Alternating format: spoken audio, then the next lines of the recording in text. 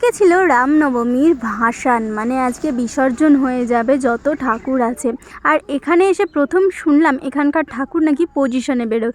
এর মানেটা আমিও কিছু বুঝতে পারলাম না। তোমরা যারা জানো তারা অবশ্যই কিন্তু কমেন্টে জানিও। আমি ঘরে বসেই ছিলাম, তারপর হঠাৎ করে উলু আর শঙ্খের ধ্বনি শুনতে পেয়ে আমি বাইরে বেরিয়ে এসে দেখি আমাদের এখানকার ঠাকুরটা বরণ করা অলরেডি স্টার্ট হয়ে গেছে। অনেক বড় ঠাকুর, যেহেতু ওখানে হাত পৌঁছাবে না বলে কিছুতেই মিষ্টি জল খাওয়ানো যাচ্ছিল না। তার জন্য এইভাবে পাটকাঠির মাথায় করে ওরা কিভাবে যে খাওয়াচ্ছিল আমি সেটাও বুঝতে পারছিলাম না। এভাবে যে খাওয়ানো যায় আমি বুঝতেই পারছিলাম না। আর এখানে শোভাযাত্রার জন্য অনেক কিছুই রেডি হয়ে গিয়েছিল। আর আজকের এখানকার থিম করেছিল ভারতবর্ষ স্বাধীনের জন্য যে যে মেয়েরা লড়াই করেছিল সেই সব মেয়েদের কাহিনী এখানে তুলে ধরা হয়েছে। তো যাই হোক, এখানে ঠাকুর বরণ করা শেষ হয়ে গেছে। এবার চলো আমরাও দেখে আসি শোভাযাত্রার জন্য কেমনভাবে সব থিম করে সাজানো হয়েছিল।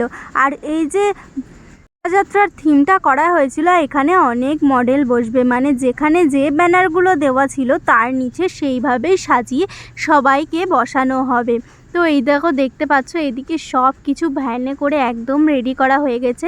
আর এখানে যে চেয়ারগুলো দেখছো এই চেয়ারগুলোতে করেই সব মডেলগুলো বসে থাকবে। তো চলো এখন যাই, ভাসানের জন্য রেডি হতে হবে।